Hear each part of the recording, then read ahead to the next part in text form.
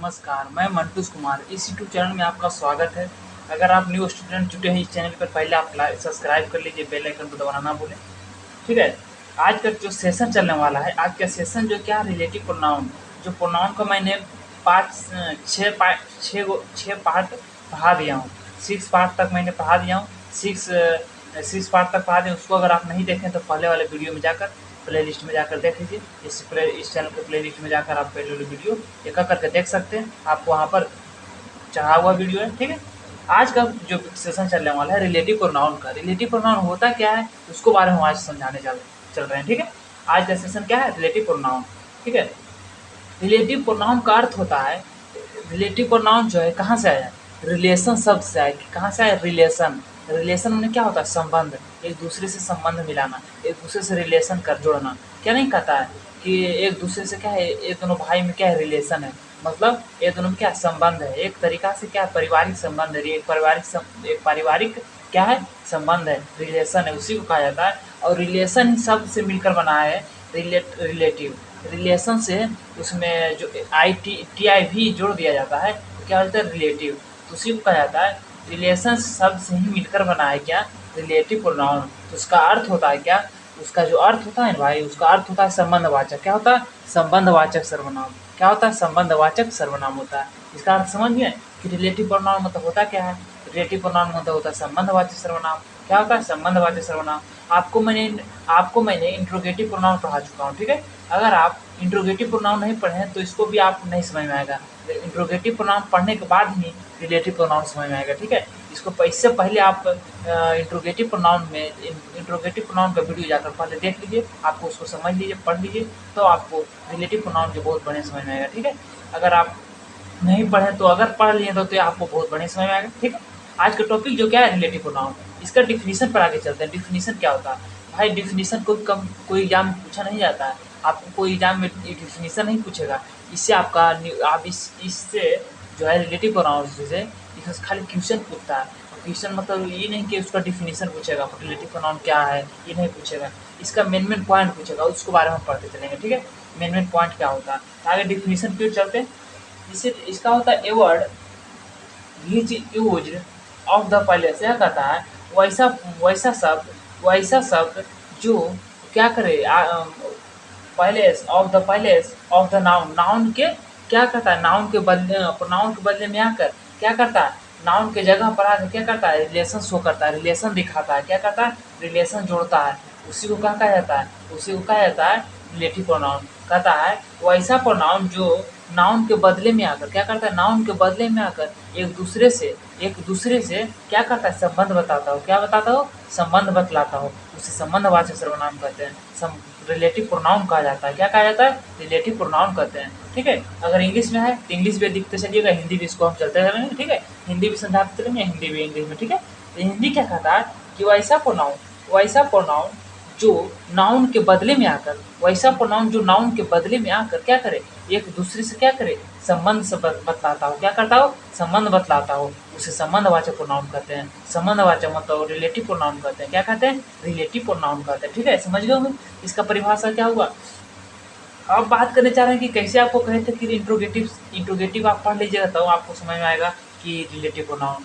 आपको मैंने कहा था ना, अभी कहा हूँ कि पहले आप इंट्रोगेटिव प्रोनाउन पढ़ लीजिए तो आपको रिलेटिव प्रोनाउन समझ में आएगा। कहा इंट्रोगेटिव प्रोनाउन में भी यही है, सब यही एग्जाम्पल है। इसी के बारे में उसको में वर्णन किया गया है। इंट्रोगेटिव प्रोनाउन में इसी के बारे में उसको में वर्णन किया गया है। इसी के बारे में उसको मैंने एक क्लास पढ़ाया है। ठीक है, तो इसको पहले आप पढ़ लीजिएगा उसको, तो इस समय में आएगा। ठीक है, कि कहाँ यूज होता है, कहाँ इंट्रोगेटिव यूज होगा और कहाँ रिलेटिव यूज होगा। तो अगर आप पहले पढ़ेंगे तो फिर उसको भी पढ़ लीजिए, कोई दिक्कत नहीं है। ठीक है, चलिए इसका परिभाषा तो आपने समझ गया होगा। ठीक है, अगर नहीं है तो पहले उतार लीजिए। ठीक है, परिभाषा लिखते चलिएगा। ठीक है, अब देखिए मैंने स्टार्ट क्या करने जा रहा हूँ। इसका एग्जाम्पल क्या भाई, इसका एग्जाम्पल जो है, जो इंट्रोगेटिव प्रोनाउन का एग्जाम्पल है वही है रिलेटिव प्रोनाउन का एग्जाम्पल। दोनों सेम है। क्या है, सेम है। उसी को कहा जाता है, दोनों क्या है, सेम है। तो हु, हुम, व्हाट, व्हिच, हुज, इसको सब क्या है, इंट्रोगेटिव प्रोनाउन को यही एग्जाम्पल था। इंट्रोगेटिव प्रोनाउन का भी यही सब एग्जाम्पल था, यही सब। और रिलेटिव प्रोनाउन का भी यही सब एग्जाम्पल है। तो इसका क्या है महत्व, क्यों इसमें आया, उसमें क्यों आया है, उसमें क्या था, इसमें क्या। इंट्रोगेटिव मतलब क्या था, इंट्रोगेटिव मतलब क्या था, उसको कुछ उसमें था इंट्रोगेटिव मतलब क्या था, उसमें प्रश्न का बोध कराता था, किसी प्रश्न पूछता था, किसी से प्रश्न पूछने का बोध कराता था। हु था जो, देखिए हु जो है, हु, हुम, भाट, भिच, हुज, ये सब क्या है, ये सब क्या करता था इंट्रोगेटिव में, ये सब इंट्रोगेटिव प्रोनाउन में जो था उसमें पहले आता था। ये सब क्या करता था, पहले आता था। भिच जो है पहले सब्जेक्ट के रूप का कार्य करता था इंट्रोगेटिव प्रोनाउन में। इंट्रोगेटिव प्रोनाउन में जो था भिच जो है, भाट जो है, हुज जो है, हुम जो है, ये सब क्या है, इंट्रोगे जो है सब्जेक्ट के रूप में काम करता है, ऑब्जेक्ट के रूप में काम करता है। मगर ये बात रिलेटिव प्रोनाउन में नहीं होगा, ये सब्जेक्ट के रूप में काम नहीं करेगा। अगर सब्जेक्ट के रूप में चलाएगा तो हो जाएगा इंट्रोगेटिव प्रोनाउन। तो इसको कहाँ पर यूज करना है, अगर सब्जेक्ट के रूप में आएगा तो इंट्रोगेटिव प्रोनाउन हो जाएगा। इसको कहाँ पर यूज करना है, बीच में यूज करना है, मध्य में यूज करना है, ठीक है। बीच में अगर आएगा तो हो जाएगा रिलेटिव प्रोनाउन। क्या हो जाएगा, रिलेटिव प्रोनाउन। तो उसको हमें नोट रूल नंबर 1 से आपको समझाते चलते हैं, ठीक है। रूल नंबर 1 से आपको पढ़ाते चलेंगे, ठीक है। क्या कहता है उसको बारे में समझते हैं, ठीक है। रूल नंबर 1 क्या कहता है, ठीक है। रूल नंबर 1 जो है क्या कर रहा है उसके बारे में हम समझते हैं। रूल नंबर 1 कहता है कि यह जो है, यह जो शब्द है हु, भाट, भिच, हुम, ये सब क्या है, शब्द है। ये क्या है, एक मतलब एक वर्ड है। क्या है ये जो शब्द है वो क्या करता है, वो सेंटेंस के जो है ना, सेंटेंस के बीच में आएगा। क्या आएगा, सेंटेंस के बीच में आएगा। और जिस सेंटेंस के बीच में आएगा, और इंट्रोगेटिव प्रोनाउन में क्या कहा था कि यह जो शब्द है वह सब हु जो है, भाट जो है, भिच जो है, हुम जो है, ये सब क्या है, ये जो इंट्रोगेटिव प्रोनाउन में जो इसमें बात किया गया था कि हु, भाट, ये सब जो है वो सब्जेक्ट के रूप में कार्य करेगा। बीच में, मध्य में, बीच में नहीं आ सकता है, वह बीच में नहीं आ सकता, वह सब्जेक्ट में काम करेगा या अथवा ऑब्जेक्ट में चला, अगर जरूरत पड़ा तो ऑब्जेक्ट में जाएगा, मगर मेन रूप से सब्जेक्ट में ही काम करेगा। क्या करेगा काम, सब्जेक्ट के में काम करेगा। अब इसमें कहता है ये सेंटेंस के बीच में काम आएगा। इसका कहता है ये सेंटेंस में कहाँ पर काम आएगा, हु जो, हु, भाट, भिच, ये सब जितने भी हैं, हुम, ये सब कहाँ कहाँ कहाँ काम आएगा, ये सब काम आएगा कहाँ, बीच में आएगा काम। कहाँ आएगा, बीच में काम आएगा। जैसे आपको एग्जाम्पल देते हैं कहाँ बीच में आएगा, जैसे क्या है, द गर्ल, द गर्ल, ये सब क्या है, ये क्या है, सब्जेक्ट है। क्या है, सब्जेक्ट है, सब्जेक्ट है कि नहीं, सब्जेक्ट है। ये क्या है, ये क्या है, वही है जो हु है। हु है, क्या है, हु, भाट, यहाँ पर हु है, चाहे भाट है, चाहे घूम रहे, चाहे हु जो खींच रहे, कोई भी चीज रहे, यहाँ पर हु है। इसके बाद क्या है, वर्ब है। क्या है, वर्ब है। फिर इसके बाद क्या है, बिफोर है। क्या है, बिफोर है। यहाँ पर कहता है यह जो है बीच में आया कि नहीं, सब्जेक्ट के रूप में कुछ आया, दूसरा गर्ल आया, सब्जेक्ट रूप में कौन है, गर्ल है। इसके बाद क्या है, भीच है। क्या है, भीच है। इसके बाद भीच है, इसके बाद वर्ब है। तो यह कहता है कि अगर हु चलावे, बीच में हु आ जाए, भीच आ जाए, भाट आ जाए, ये सब के जे चीज बीच में आ जाए तो वह उसका वर्ब का फैसला कौन करेगा, जो आएगा, इसका भीच आएगा, हु आएगा, इसका वर्ब का फैसला इसके पहले वाला करेगा। इसके पहले वाला करेगा, सब्जेक्ट करेगा। क्या करेगा, सब्जेक्ट फैसला करेगा। जैसे गर्ल है तो गर्ल है, यहाँ सिंगुलर है, गर्ल क्या है, सिंगुलर है। एक लड़की का बात बोल रहा, सिंगुलर तो कैसा वर्ब लेगा, सिंगुलर वर्ब लेगा। अगर यहाँ पर आर रहता, क्या रहता, आर, यहाँ होता, नहीं होता, क्योंकि आर यहाँ पर नहीं होता, क्योंकि यह गर्ल है, क्योंकि यह सिंगुलर है। सिंगुलर तो कैसा वर्ब लेगा, सिंगुलर वर्ब लेगा। ठीक है, समझ में आ गया होगा। आज इसे एग्जाम्पल लेते हैं, द बॉय भिच,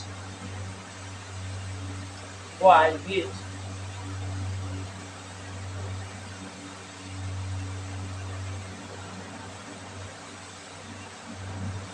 कमी।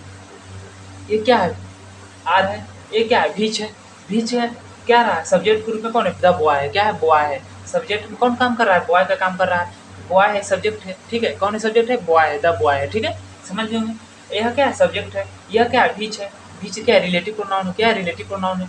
रिलेटिव प्रोनाउन को जो है, यह क्या है, बॉयज है, प्लूरल है। प्लूरल है, कौन सा वर्ब लेगा, प्लूरल वर्ब लेगा। ठीक है, यहाँ पर खाली बॉय रहता तो सिंगुलर वर्ब लेता, ईज होता। ठीक, समझ गए होंगे यहाँ पर क्या होता। ठीक है, समझिए। अब दूसरा रूल नंबर क्या कहता है उसके बारे में समझते हैं। ठीक है, रूल नंबर 2 क्या कहता है उसके बारे में समझते हैं। ठीक है, रूल नंबर 2 का क्या कहता है, इसके जो सेंटेंस जो है, यह जो सेंटेंस कोई भी ट्रांसलेशन बनेगा या कोई सेंटेंस बनेगा, इसके अंत में जो है पोस्ट ऑफिस होगा। क्या होगा, पोस्ट ऑफिस होगा, खाली एस, पोस्ट ऑफिस नहीं, खाली पोस्ट ऑफिस होगा। क्या होगा, पोस्ट ऑफिस होगा। ठीक है। इसमें खाली पोस्ट ऑफ ही रहेगा, इसमें पोस्ट ऑफ ही रहेगा, सिर्फ पोस्ट ऑफ ही रहेगा, ये नहीं कि पोस्ट ऑफ ही एस रहेगा। अगर पोस्ट ऑफ ही एस रहा तो गलत हो जाएगा, क्या रहेगा, गलत हो जाएगा। अगर क्वेश्चन मार्क रहा तो गलत हो जाएगा, क्या हो जाएगा, गलत हो जाएगा। यहाँ पर सिर्फ क्या होगा, तो पोस्ट ऑफ ही एस होगा, क्या होगा, पोस्ट ऑफ ही एस होगा, ठीक है। समझ गए होंगे क्या होगा जी, पोस्ट ऑफ ही एस होगा, ठीक है। समझिए, वही कहता है कि इसके जो सेंटेंस के अंत में है और इंट्रोगेटिव में क्या कहा था, उसके अंत में क्या रहेगा, क्वेश्चन मार्क जा सकता है, पोस्ट ऑफ एस रहेगा, क्या रहेगा। उसमें कहा था, इंट्रोगेटिव प्रोनाउन में कहा था कि पोस्ट ऑफ एस रहता है और पोस्ट ऑफ एस रहेगा और क्या रहेगा, तो ये रहेगा क्वेश्चन मार्क रहेगा, क्या रहेगा, क्वेश्चन मार्क रहेगा, यही दोनों रहेगा। वहाँ पर post of S, post of का बात नहीं होगा। पोस्ट ऑफ अगर इंट्रोगेटिव प्रोनाउन में रहेगा तो गलत हो जाएगा, ठीक है। समझ लो, इसमें क्या है, इसमें कि पोस्ट ऑफ एस नहीं रहेगा, नहीं क्वेश्चन मार्क रहेगा, क्या रहेगा, तो पोस्ट ऑफ ही रहेगा, ठीक है। समझ लो, जैसे Ram who is sitting there, Ram जो है सिटिंग देयर क्या कर रहा है, हु इज सिटिंग देयर, यहाँ पर क्या लगेगा, पोस्ट ऑफ ही लगेगा, खाली पोस्ट ऑफ ही लगेगा, पोस्ट ऑफ एस नहीं लगेगा। अगर पोस्ट ऑफ एस लगेगा तो गलत हो जाएगा, और यहाँ पर अगर क्वेश्चन मार्क लगाइए तो गलत हो जाएगा, ठीक है। ठीक, समझ गए होंगे, रूल नंबर 2 समझ में आया होगा। और रूल नंबर 3 कहता है क्या, उसको बारे में समझते हैं, ठीक है। रूल नंबर 3 क्या, अभी क्या कर रहा है, ये अभी कर रहा है कि रूल नंबर 3 कहता है इसके साथ आर्टिकल द का यूज कर सकते हैं। इसके साथ कहा है कि इसके साथ आर्टिकल के रूप में कर सकते हैं, खाली द कर सकते हैं यूज। और इंट्रोगेटिव में कहा था कि इसमें उसमें द ए एंड द का यूज नहीं हो सकता। उसमें क्या कहा था, ए एंड द का यूज नहीं हो सकता, क्योंकि वह सब्जेक्ट के रूप में आएगा। तो सब्जेक्ट के रूप में अगर वही आ जाएगा तो द का यूज लेगा कहाँ भाई, ठीक है। कहा जाता है रिलेटिव में कहता है कि इसमें द का यूज हो सकता है, इसमें द का यूज होता है, ये नहीं कि नहीं होता है, होता है। जिससे यहाँ पर बोला द हु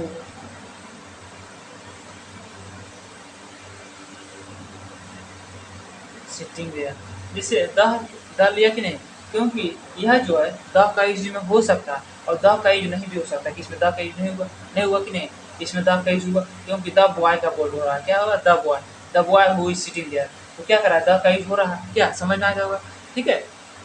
अगला जो क्लास होगा, अगला क्लास क्या होगा, अगला क्लास जो होगा क्या होगा, रिफ्लेक्सिव प्रोनाउन होगा, क्या होगा, निजवाचक, क्या होगा, रिफ्लेक्सिव प्रोनाउन, ठीक है। रिफ्लेक्सिव प्रोनाउन के बारे में अगला जो वीडियो होगा, अगला वीडियो जा रहा है, तो अगला वीडियो जो होगा क्या होगा, रिफ्लेक्सिव प्रोनाउन का। सबका अलग अलग वीडियो बना रहा हूँ, ठीक है भाई, आपको बढ़िया पढ़ते चलना है, ठीक, कोई टेंशन नहीं लेने का, आगे पढ़ने का, ठीक है। ये हमारा वीडियो आपको कैसा लगा, ये हमारे कमेंट बॉक्स में जरूर बताइएगा। ये हमारा वीडियो आपको हमारा कैसा लग रहा है, पढ़ाने में कैसा आपको समझ में आ रहा है कि नहीं, ये कमेंट बॉक्स में जरूर लिखिएगा, ठीक है। हमारा ये प्रयास कैसा रहा, जय हिंद सर।